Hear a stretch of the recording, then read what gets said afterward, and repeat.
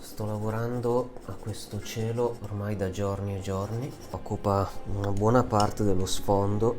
Questo cielo per me ha una rilevanza tanto quanto il resto. Non è un cielo terso, è un cielo molto carico di colore, di nuvole. Vorrei che anche il cielo